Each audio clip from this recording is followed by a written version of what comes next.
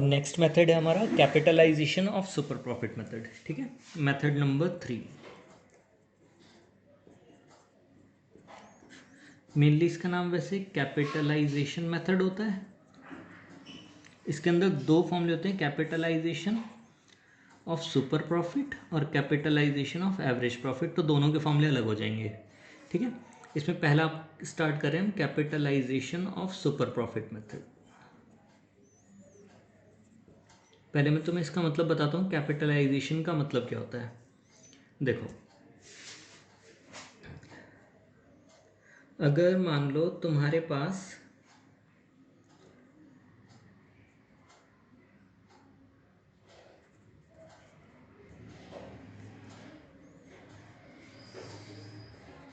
₹500 हैं टोटल, ठीक है, और मैंने कहा कि मतलब तुम्हें ये जो पैसे मिले थे अपने पेरेंट्स से मिले थे, और ये मिले थे उनके पास जितना पैसा था उसका 10%, यानी कि उनके पास जितने पैसे थे उन्होंने अपना 10% तुम्हें दिया और तुम्हें ₹500 मिले। तो मैं सीधा पूछता हूँ कि उनके पास कितने पैसे होंगे, तुम कैसे निकालोगे? 500 डिवाइडेड बाई 10%, क्योंकि ये 500 किसको रिप्रेजेंट करेगा? 10% को।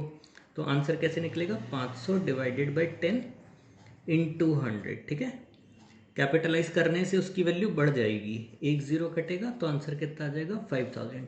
कहने का मतलब तुम्हारे पेरेंट्स के पास कितने पैसे होंगे? 5000। उन्होंने 5000 रुपये का कितना परसेंट? 10% पैसा तुम्हें दे दिया, तो तुम्हें कितना मिल गया? 500। लेकिन हमें मिसिंग क्या चीज़ थी? ये मिसिंग था, ये तुम्हें गिवन था और ये तुम्हें गिवन था। ठीक है, इससे लिंक करके तुमने वैल्यू निकाल ली कि तुम्हारे पेरेंट्स के पास पैसे कितने थे। इसी चीज़ को हम कहते हैं कि हमने इसको, इस वैल्यू को क्या कर लिया? कैपिटलाइज कर ली। कैपिटलाइज मतलब उसकी वैल्यू बढ़ा ली। ठीक, अब यहाँ पे देखना capitalization of super profit method का फॉर्मूला बनेगा क्या।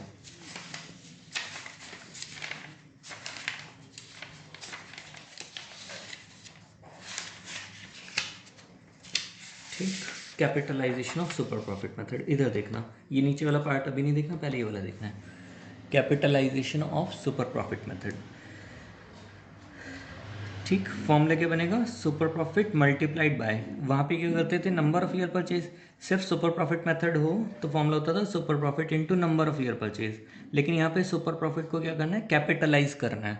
कैपिटलाइज करने का मतलब सुपर प्रॉफिट को डिवाइड किससे करना है? एनआरआर से, और मल्टीप्लाई किससे करना है? 100 से करना है। तो इससे इसकी वैल्यू जो है प्रॉफिट्स की वो बढ़ जाएगी, और वो क्या चीज़ निकल आएगी? गुडविल। थोड़ा सा टॉपिक कंपेयर टू पिछले वाली टिपिकल है कैपिटलाइजेशन, तो एक बार ध्यान से समझ लेना। फॉर्मूला थोड़ा सा याद कर लेना। गुडविल इज इक्वल टू, ठीक है मैं लिख देता हूँ इसको, goodwill is equal to super profit divided by NRR into 100। बस ये फॉर्मूला लर्न कर लेना, जिसमें सुपर प्रॉफिट तो तुम्हें निकालने आते हैं ना। सुपर प्रॉफिट कैसे निकालते थे तुम? Average profit minus normal profit.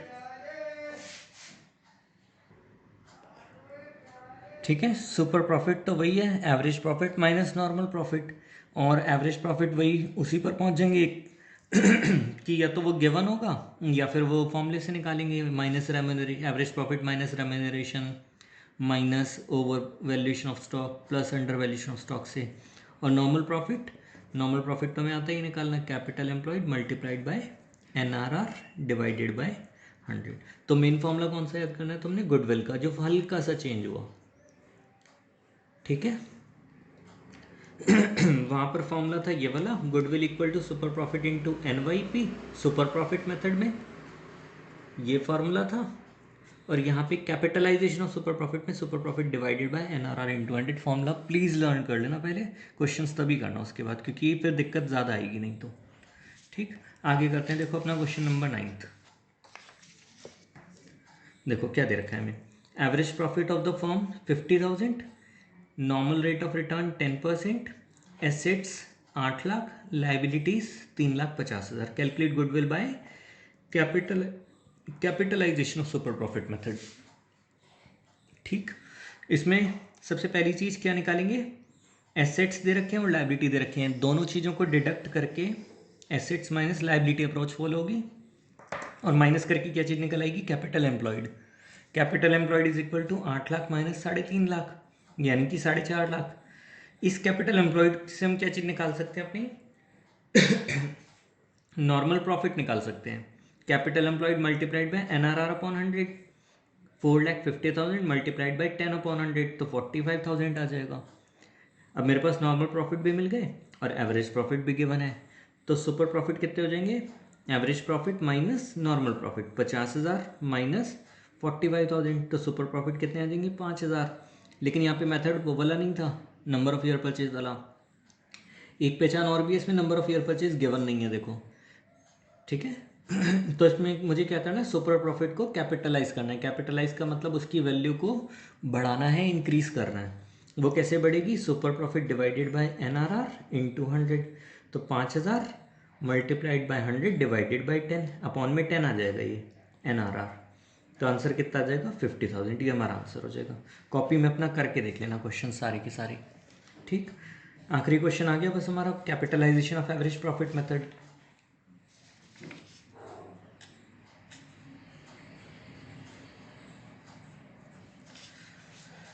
देखो, capitalization of average profit method, इसमें formula capitalized value of firm minus capital employed, ठीक है। Capitalized value of firm minus capital employed. एक बार मैं लिख देता हूँ formula. Capitalization of average profit method, ये गुडविल का फॉर्मूला था, capitalized value of firm minus capital employed. बहुत इंपॉर्टेंट है, बहुत अच्छी तरह याद करना, ठीक है। Capitalize value of firm minus capital employed सबसे इंपॉर्टेंट फॉर्मूला है, भूल जाते हैं बच्चे अधिकतर। अब बात रही इसमें कैपिटल एम्प्लॉयड कैसे निकालेंगे, वो तो हमें आती है, एसेट्स माइनस लायबिलिटीज और कैपिटल प्लस रिजर्व वाली अप्रोच से। अब मतलब समझना है इस चीज़ का कि कैपिटलाइज वैल्यू ऑफ फर्म होती क्या है। कैपिटलाइज वैल्यू ऑफ फर्म का मतलब होता है कि जो हम प्रॉफिट कमा रहे हैं ना, उसको कैपिटलाइज कर लो, अपने प्रॉफिट को, ठीक है। Average profit divided by NRR into 100, ये हमारे पास निकल के आती कैपिटलाइज वैल्यू ऑफ फर्म। एक एग्जांपल से समझाता हूँ।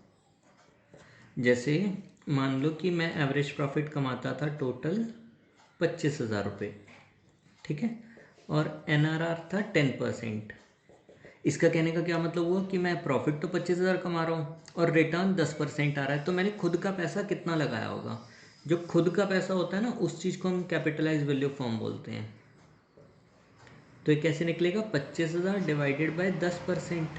परसेंट जब अपॉन में लगाते हैं ना, तो 100 ऊपर चला जाता है ये, तो कितना आ जाएगा, 2.5 लाख। कहने का मतलब कि मुझे 25,000 कमाने के लिए कितना पैसा बिजनेस में लगाना पड़ेगा, 2.5 lakh. That is capitalize value of firm. और अगर मान लो मुझे कैपिटल एम्प्लॉयड दे रखी थी 2,20,000 रुपये, कैपिटल एम्प्लॉयड किसकी होती थी, कॉम्पिटिटर की होती थी, दूसरे पर्सन की। तो यहाँ पे गुडविल का मतलब क्या होगा, capitalised value minus capital employed, तो यानी कि 2.5 लाख माइनस 2,20,000, तो आंसर कितना आ जाएगा, 30,000। फॉर्मूला याद रहेगा, goodwill is equal to capitalized value minus capital employed. 3-4 बार बोल के याद कर लेना पहले फॉर्मूला। दोनों फॉर्मूले इंपॉर्टेंट है कैपिटलाइजेशन के, और इसमें हो सकता है तुम्हें कन्फ्यूजन हो करने के बाद भी, ठीक है, क्योंकि कई बच्चों को होती है कन्फ्यूजन, फिर कहते हैं कि हमारे से हुआ नहीं, मतलब दिक्कत आ रही है। तो इसको 3 या 4 बार करना है इस क्वेश्चन को, वीडियो को रिपीट कर लेना, छोटी वीडियो होती है वैसे ही 10-15 मिनट की, तो अपना रिपीट करके देख लो, ठीक है। ये फॉर्मूला नंबर 3 और 4 हो गए हमारे पास, बस 4 ही फॉर्मूले, चैप्टर खत्म है बस लास्ट। क्वेश्चन एक बार रीड आउट कर देता हूँ मैं। देखो, अब firm earn a profit of 1.5 lakh रुपये। फर्म अर्न अ प्रॉफिट का मतलब खुद के जो प्रॉफिट है वो 1,50,000 रुपये है। NRR कितना है, 15% है। Find goodwill by capitalization of average profit method. अब यहाँ पे एवरेज प्रॉफिट मेथड फॉलो कर रहे हैं। If case number 1, assets of the firm are 9 lakh रुपये एंड लाइबिलिटीज आर 2.5 लाख।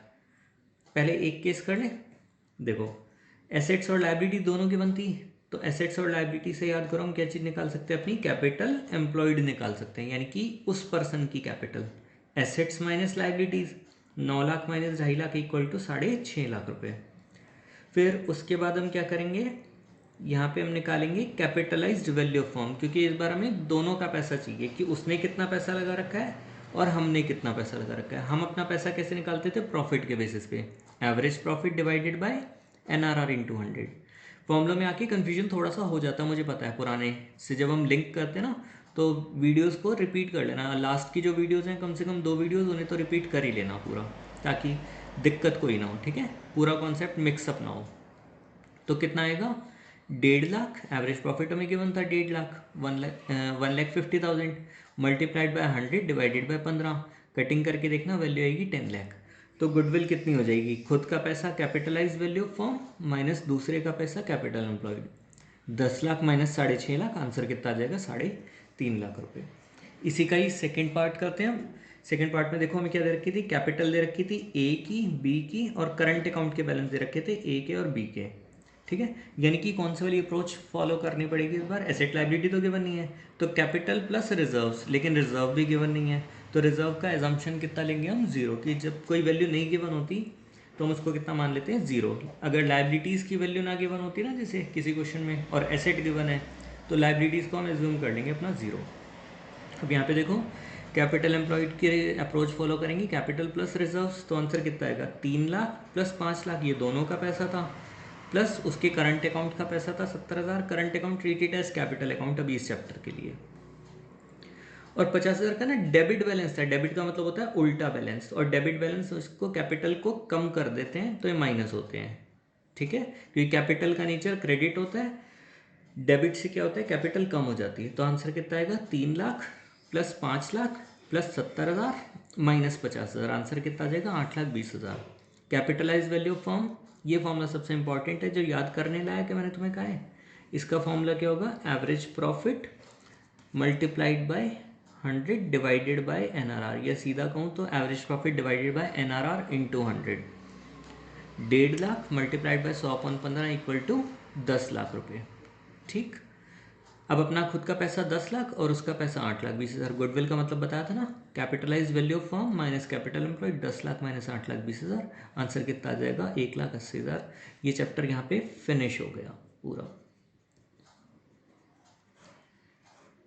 ठीक। अब